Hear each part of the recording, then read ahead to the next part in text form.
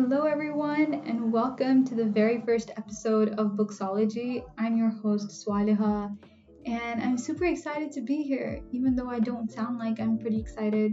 It's just that I've had like 3 midterms this week, so I may sound like I'm dead, but please bear with me because I'm actually very excited for this podcast.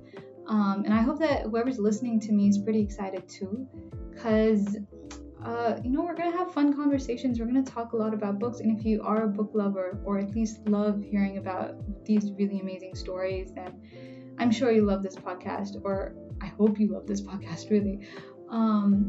So a little about myself. I'm a computer engineering sophomore here at Habib, and I do love reading books, as you can probably tell. And the thing about me is that I just need to get a book. If a book is like literally stuck in my head, I need to get it out and I need to talk about it.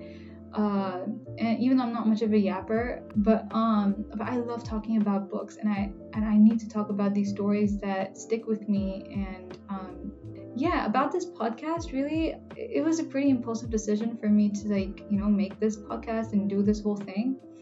But here I am, and I really just hope that it doesn't turn out boring or uninteresting for you guys, because I may sound a bit boring, but as long as it's cool books, as long as we're talking about really fun books, it would be great. And we're gonna have guests over as well, so if any of y'all want to talk about a book or need me to talk about something, you guys can let me know, or can come over the show and we can have this really nice conversation about a certain book. And so for today, we're going to talk about a book called Educated. And this was one of the first books that actually got me into reading. And I read this like really way back. I'm not sure how long it has been since I've read it. I think at least 5 years. I don't know. But it was one of the very first few books that I really, that really just got me into nonfiction, especially. And it's by Tara Westover. And the cool thing about this book is that it is a memoir, and it's about a lot of crazy things, and you cannot, you won't think that it's actually nonfiction, but it is. And I have it in front of me right now, and there you go, a little book ASMR for you guys.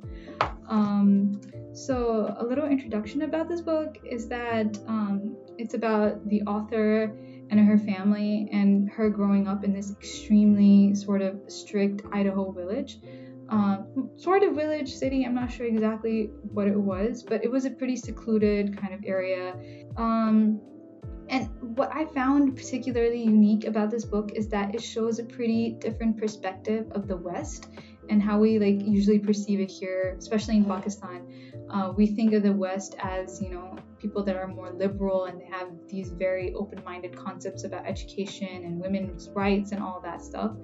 And whatever is depicted in this book is completely contrary to what we perceive the West to be. So we see a father over here that does not want his kids to actually be educated, and has these really crazy opinions about the Day of Judgment, and these very fanatical ideas, right, which we usually perceive to be here in third world countries, in these extremist groups over here.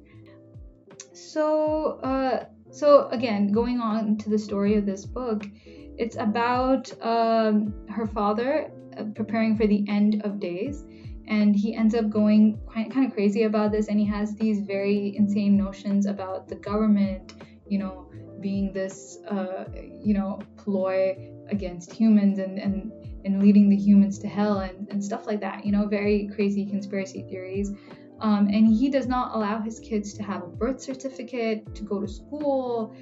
So basically they don't exist under the state at all, right?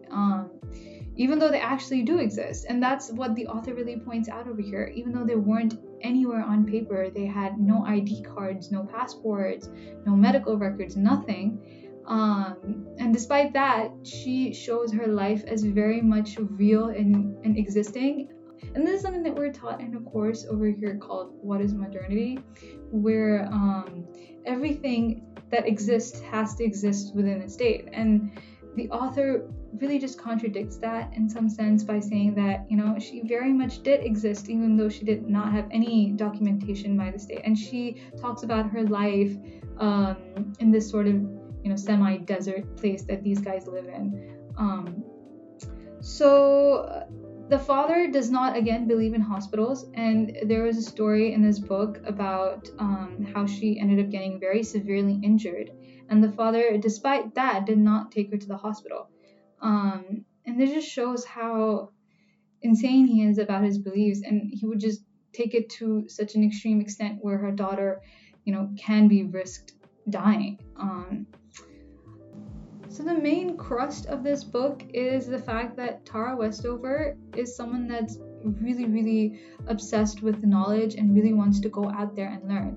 And there is no spoiler to this book because we already know how she ends up. She ends up going to Yale and Harvard, I think.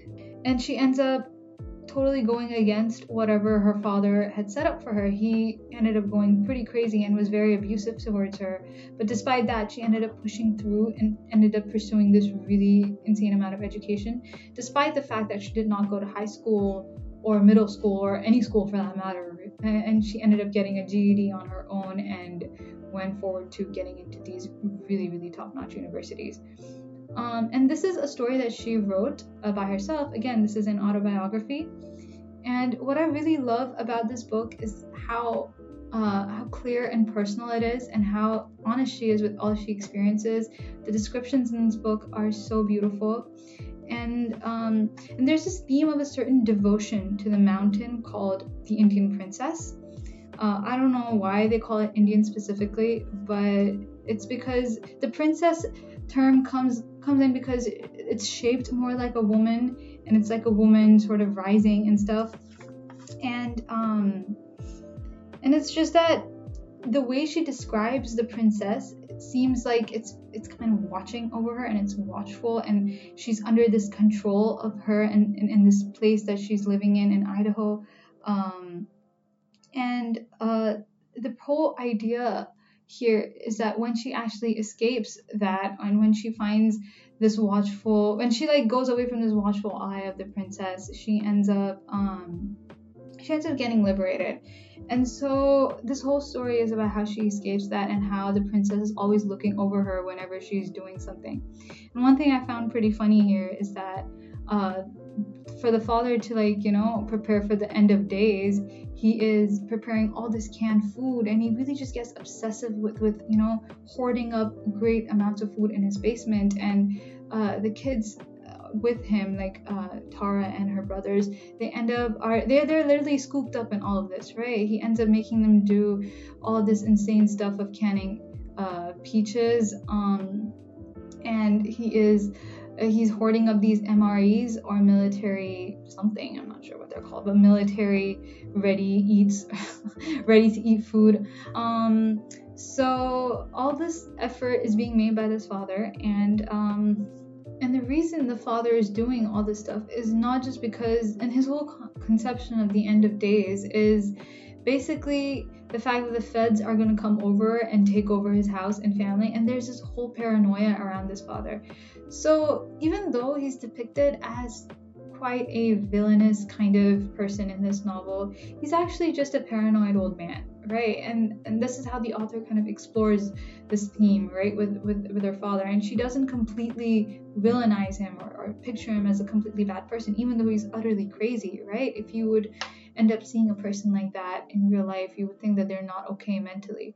And I mean, that's true, but then there is this sort of empathy she has for this father throughout the whole book that I really found interesting, where she understands where he's coming from, if that makes sense. So a little about Tara's father is that he thinks that the feds or the FBI are going to come over to his place and kill his whole family because he's not sending his kids to school, and he's not basically living under this mainstream idea of an American, right? And this is, again, kind of an interesting opinion, because why do you have to live like the mainstream people, right? You can live on your own accords.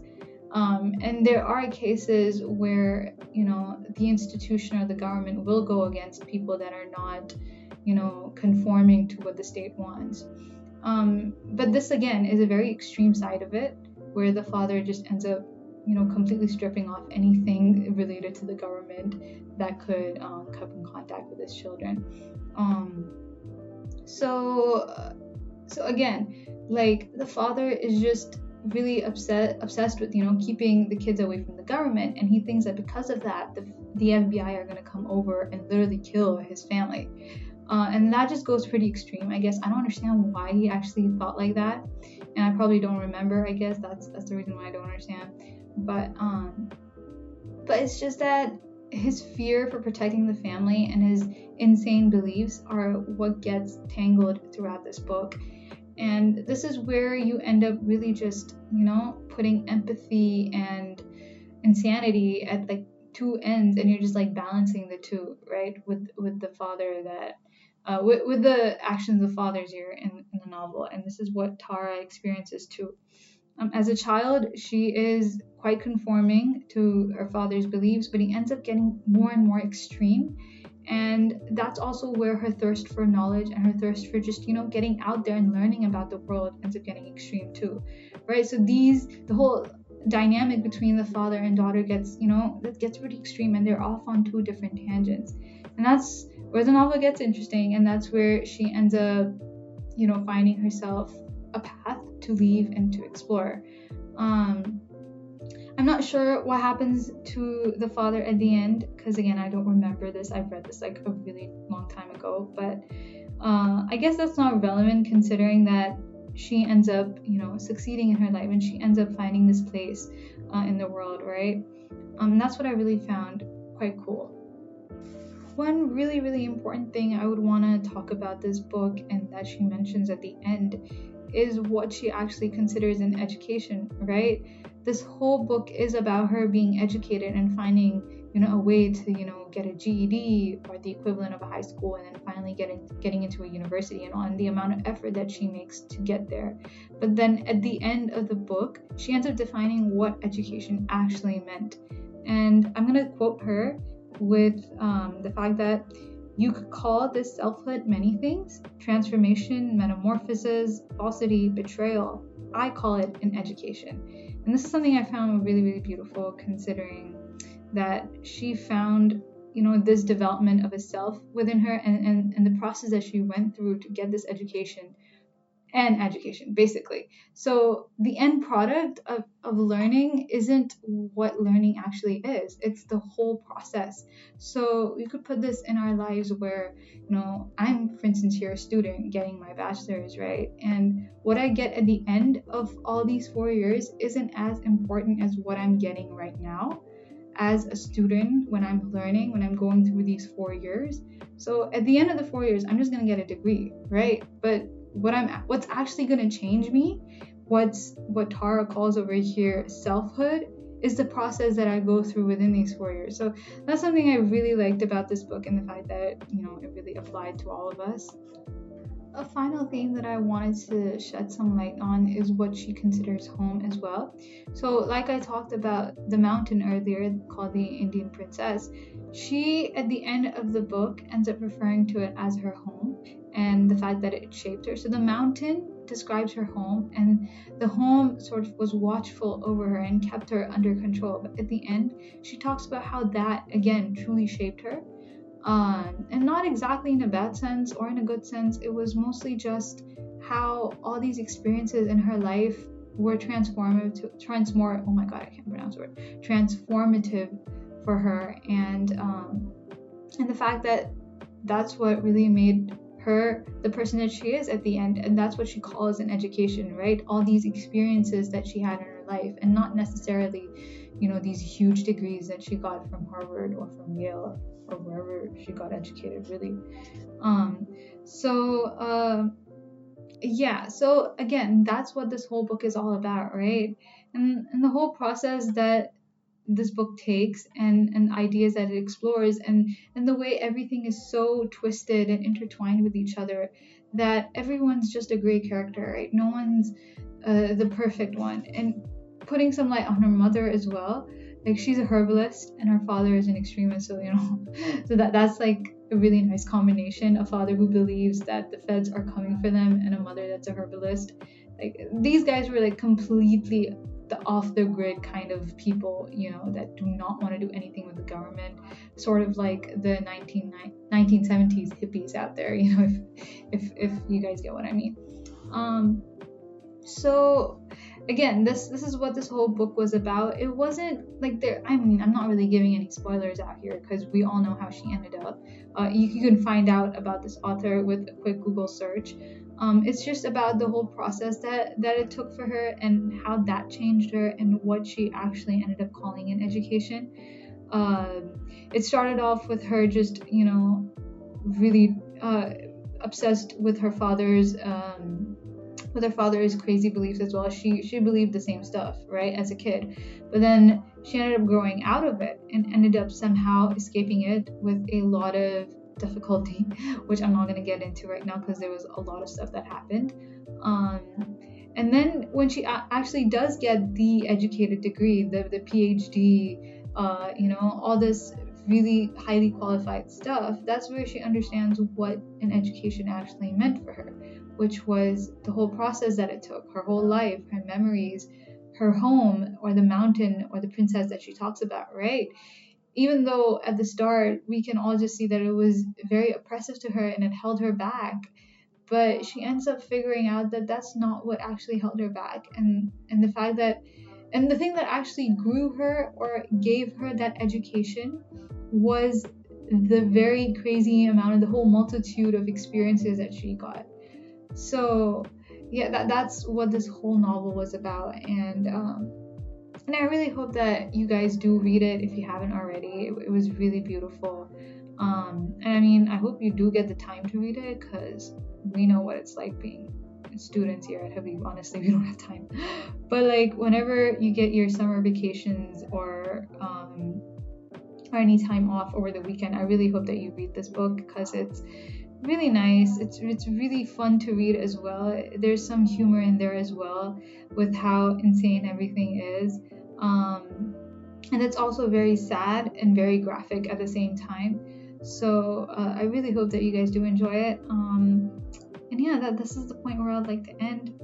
I hope you did not find me a little too boring. And yeah, I do hope that you guys really take care of yourselves and